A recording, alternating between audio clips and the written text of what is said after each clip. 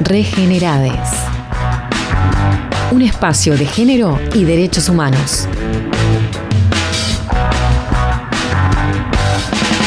Andrea Camarano, ¿cómo le va que vino tan florecida?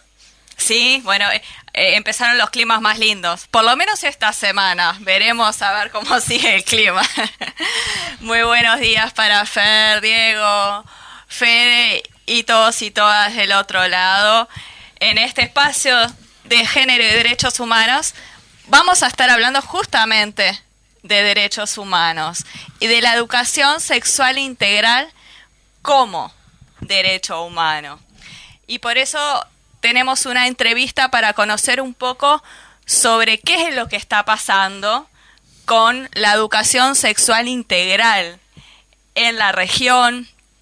También vamos a responder algunas preguntas como cómo es implementar esta educación sexual integral en la virtualidad en base a una guía que realizó Flaxo, la Facultad Latinoamericana de Ciencias Sociales en Argentina, sobre qué es lo que está pasando en ESI en la región.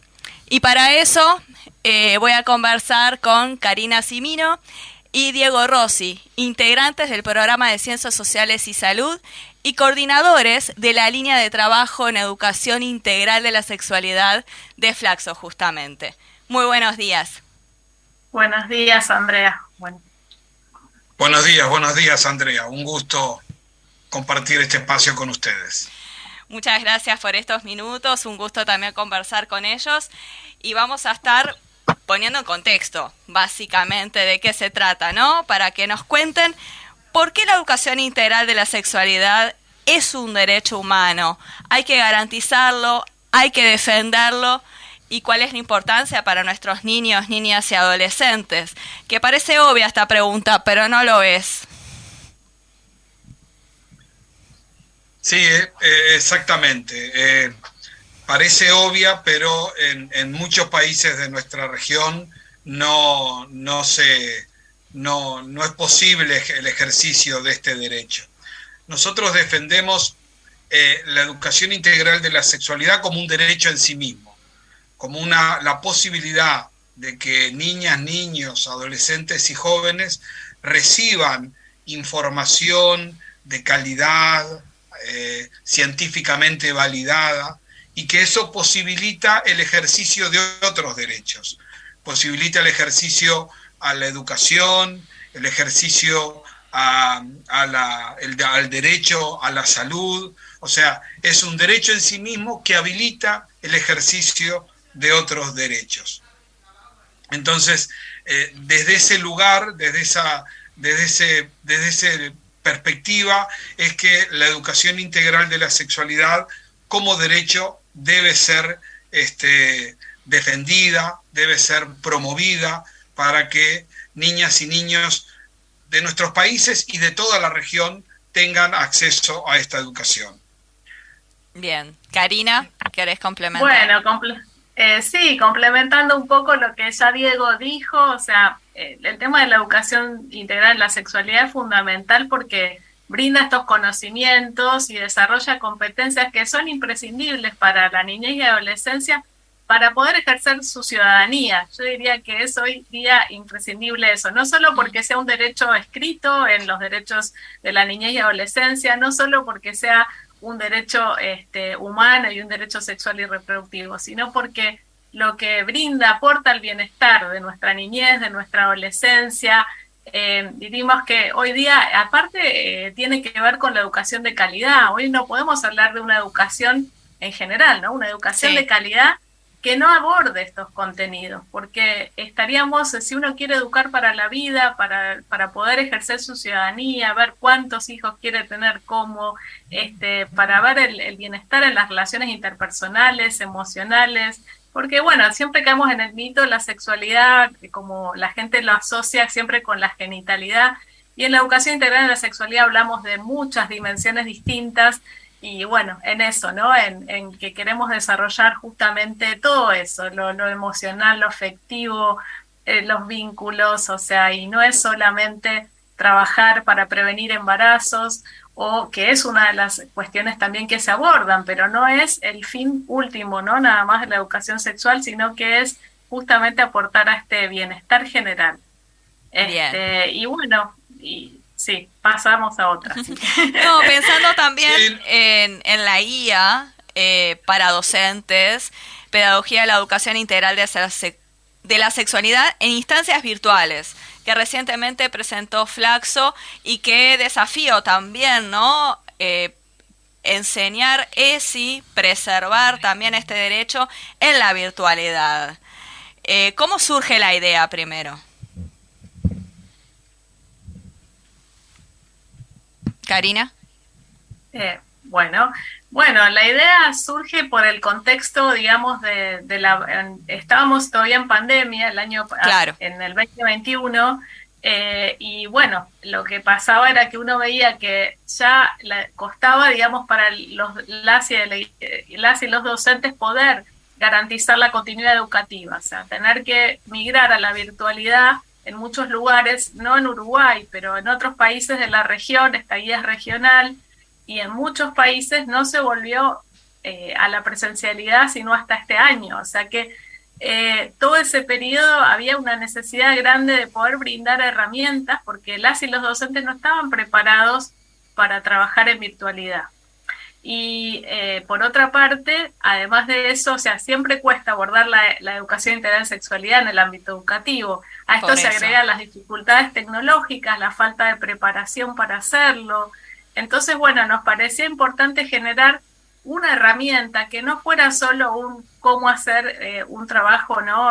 Manejar una tecnología de la información y comunicación, una aplicación, sino poder brindar una herramienta que reflexionara sobre lo que implica este tema de la virtualidad, lo que implica para la educación integral en la sexualidad y además brindar herramientas, ¿no? Queríamos algo un poquito más extenso porque veíamos esto y aparte que la virtualidad llegó para quedarse, porque hoy día aún, digamos, cuando se ha retomado la presencialidad, se sigue trabajando este tema. Diego, si quieres complementar. No, es esencialmente esto que está planteando Karina, también la concepción de que fundamentalmente en nuestra región, cuando en los contextos de confinamiento, todos los sistemas educativos se volcaron a trabajar los temas, digamos, tradicionales, sí, por así decirlo, los temas vinculados a la enseñanza de la matemática, de la lectura, de la escritura, y nos encontramos, sabemos, que no había propuestas adaptadas para la virtualidad. Y también ahora, cuando el contexto de pandemia nos está abandonando, sabemos que la virtualidad vino para quedarse. Entonces es necesario desarrollar estrategias para poder implementar lo que es la educación integral de la sexualidad en este contexto, ¿no? Y también retomando algo que Karina planteaba hoy, poder salir de esta perspectiva del riesgo de la educación integral de la sexualidad, que eso es lo que cuando hablamos de ACE, es la educación integral de la sexualidad, salir de esa perspectiva del riesgo y adoptar una postura esencialmente educativa, donde nos posicionemos en aquellos elementos que apuntan al desarrollo integral de todas y todos nosotros. Entonces, es necesario seguir desarrollando estrategias que se basen tanto en la presencialidad, pero también en la virtualidad, que es una realidad que vino para quedar instalada en nuestra vida. Sin duda. Y en este sentido, ¿cuáles fueron los principales desafíos que tuvieron los y las docentes para enseñar ACE en la virtualidad? También teniendo en cuenta esto que mencionabas, Diego, que claramente se enseñó otro tipo de asignaturas, de disciplinas, también en el entendido que el confinamiento afectó fuertemente las posibilidades de implementar educación sexual integral. ¿Cuáles fueron las estrategias, los desafíos que ustedes detectaron y que estaban plasmadas en esta guía? Bueno, hay un tema central, que es que la educación integral de la sexualidad, hay un elemento fundamental que es el hablar sobre lo que uno siente, sobre lo que uno está viviendo. Y sabemos que en los contextos, en el contexto de pandemia, en los contextos de confinamiento, tal vez la clase era a través de una computadora donde había muchas personas y no solo la persona que estaba detrás de la cámara, ¿no? Claro. Había muchas personas en la habitación. Bueno, eso es un tema central para nosotros. ¿Cómo poder trabajar estos temas que hacen que es necesario hablar de cuestiones íntimas, de cuestiones que hacen a lo que me está pasando en este nuevo contexto? Ese es un elemento que, bueno, que no lo supera una guía, sino que hay que buscar cómo poder, a través de estas nuevas tecnologías, poder crear ese vínculo afectivo, de confianza, donde cada uno pueda hablar en ese nuevo contexto. Y lo otro es esto también que planteaba Karina al comienzo, es la necesidad de buscar estrategias que no solo estén basadas en el Zoom o en que requieren, bueno, lo que me pasó recién cuando comenzamos, una conectividad, ¿no? Entonces tratar, uno de los principales desafíos que tuvimos fue generar estrategias que fueran más allá del uso de Internet. O sea,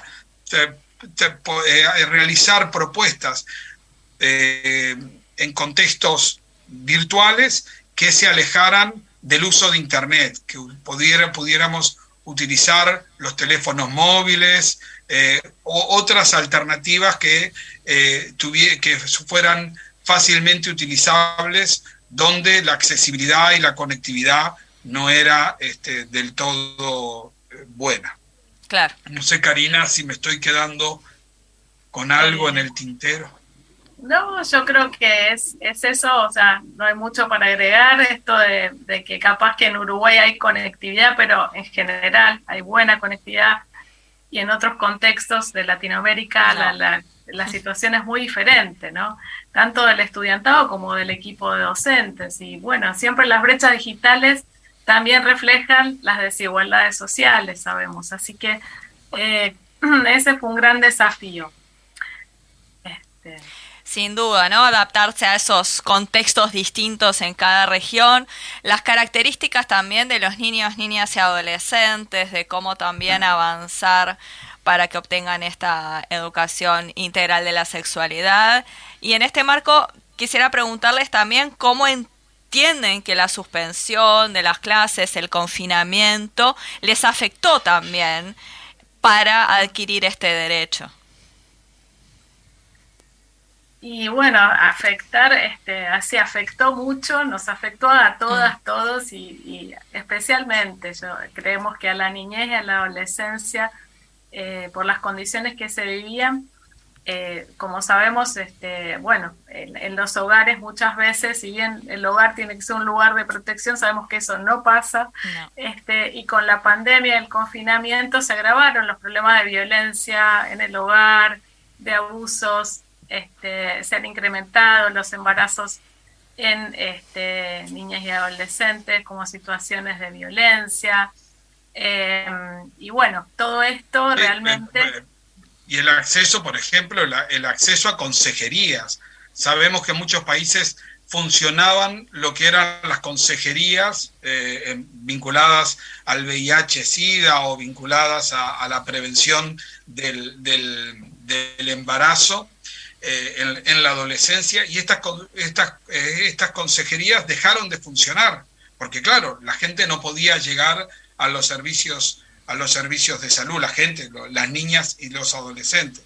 Entonces allí hubo alternativas en algunos países donde se comenzaron a generar estrategias de consultorías virtuales, consultorías por teléfono, pero evidentemente la pandemia no solo afectó la educación, claro, afectó la educación y la salud, ¿no? como una cuestión también muy, muy unida, la salud y la educación. Y todas estas cuestiones, además, como planteaba Karina, del abuso, del incremento de los embarazos en la adolescencia, de cuestiones vinculadas a la violencia basada en género. O sea, si la pandemia amplificó todas las desigualdades que ya veníamos teniendo en nuestra región. Sin duda, y ahora que lo mencionaban, estos temas vinculados a la diversidad sexual y a la prevención de la violencia de la población LGTBIQ+, también, y la prevención de la violencia avanzada en género, son los menos abordados con respecto a la educación integral de la sexualidad. ¿Por qué entienden que esto pasa y cómo avanzar para un real abordaje? Bueno, sí, es lo que comentás, Andrea, es uno de los resultados, ¿no?, que vemos en el último estado del arte en toda la región, es el contenido o los contenidos menos abordados.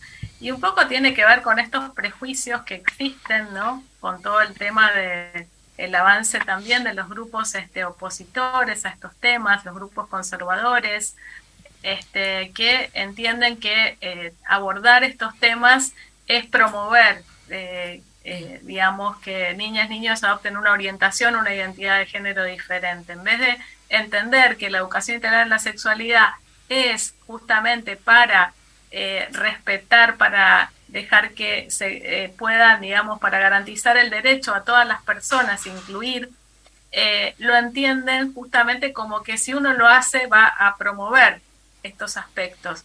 Y está mucho el temor, o sea, está el temor porque está a nivel social todo este temor en la región.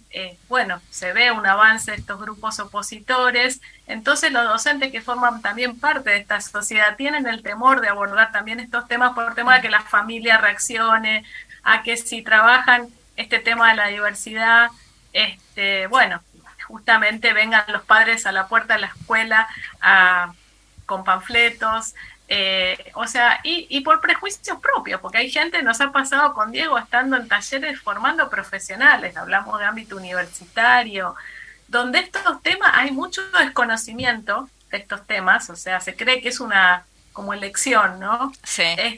Se cree que, entonces hay mucho desconocimiento y mucho prejuicio, no querían, o sea, ellos mismos trabajar estos temas porque no consideran que es correcto, entonces estamos hablando de profesionales que forman, en este caso, niñas, niños, adolescentes.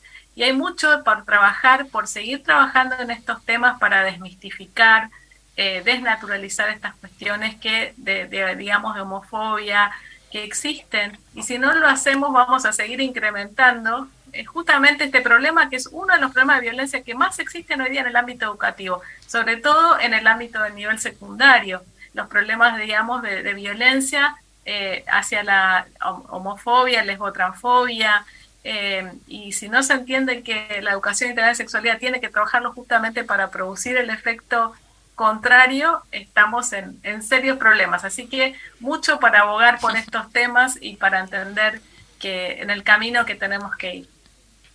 Sí, Diego, algo que mencionabas, recuerdo también la entrevista que tuvimos hace unas semanas con la lingüista Sara Pérez sobre los discursos de odio, los discursos antiderecho. Entonces, uno de los derechos que ha sido atacado claramente es la educación sexual integral.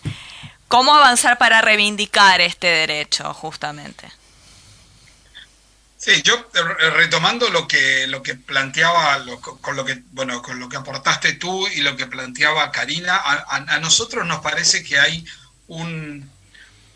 una gran falta de formación en estos temas, que por allí es una de las puertas de entrada de poder instalar estos temas en la vida cotidiana de las instituciones educativas y de todas las instituciones, porque no solo hacemos educación sexual integral en la escuela o en el liceo o en la universidad. Es importante crear lo que nosotros decimos, esta cultura de la educación integral de la sexualidad que pueda transversalizar las diversas instituciones. Y esto solo se logra formando y tratando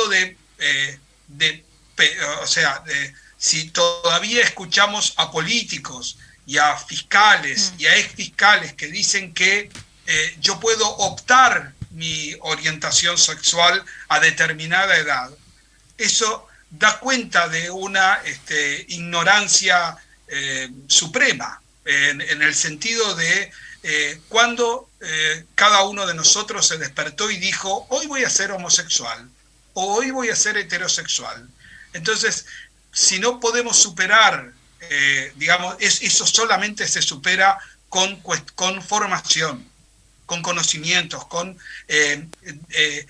compartir los diversos estudios que las diversas disciplinas han aportado a este tema. Bien. Y solamente podemos promover el ejercicio de estos derechos a través de esa línea. Y también, agregando, es en el contexto de la laicidad. La laicidad en el entendido de entender que todos podemos pensar lo que queramos, pero hay determinadas cuestiones que deben, en un Estado democrático, deben promoverse. Y entonces nos parece que esa es la postura para la cual poder instalar la educación sexual como un derecho. La formación, la defensa de la laicidad en el entendido de escuchar y de sentir todas las posturas que hay en relación a estos temas, y siempre basado en lo que es la formación, los aportes de la ciencia, los aportes de las diversas disciplinas en relación a este tema. Clarísimo. Nos estamos quedando sin tiempo, pero hay una pregunta que me gustaría que pudieran responder. Es sobre la situación integral de la sexualidad en la región a nivel presupuestal y a nivel de las políticas públicas. ¿Y cuál es la real implementación? Bueno, si empezamos hay muchos países de la región. En general, la mayor parte de los países que participaron en este último Estado del Arte, 19 países, 17 dijeron que tenían alguna iniciativa de educación integral en la sexualidad, a veces con distintos nombres. Lo que sabemos es que a veces esa integralidad es más, cuando se ve por el resto de las preguntas, es más discursiva que real, ¿no? O sea, hay marcos legales que, hay pocos países que realmente están trabajando con programas de forma programática, porque otros que responden es porque lo incorporan en algún contenido o tienen un programa de prevención de embarazo, pero que no es específicamente de educación integral a la sexualidad. Y lo que vemos es esto de que en la parte presupuestaria, que es un tema clave para cumplir una política pública, solo 11, 19 países, que representan un 58% de los países que respondieron, tienen algún tipo de asignación presupuestal, pero lo peor es que en general esos países dicen que tienen muy bajo el presupuesto. O sea, de esos 58% de los países que dicen que tienen presupuesto, también afirman que el presupuesto es bajo, es limitado. O sea que estamos, en serios problemas para garantizar esta política pública a nivel regional, que por eso es muy importante, o estamos en un buen punto para poder hacer abogacía comunitaria, no solo formar docentes, sino a la comunidad en general, de difundir esto, de difundir por qué este tema es importante, y hoy día más que, todavía, ¿no? Después de los efectos de la pospandemia, adquirir estos conocimientos, tienen aún una mayor significatividad en niñas, niños y adolescentes. Bien, daría para seguir conversando muchísimo más, pero no va a faltar oportunidad de tener otra instancia como esta para seguir profundizando sobre este derecho. Muchísimas gracias, Karina Cimino y Diego Rossi, por estos minutos en Regenerades por Ciudades Invisibles. Muchas gracias, Andrea. Muchas gracias. Y a todas y todos, un saludo. Muchas gracias, un fuerte abrazo.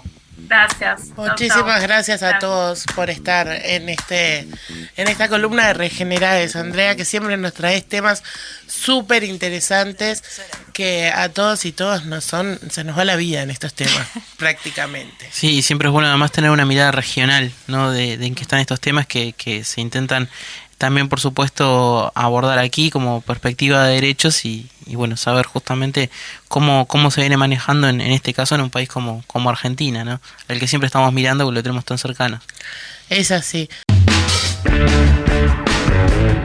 Regenerades. Un espacio de género y derechos humanos.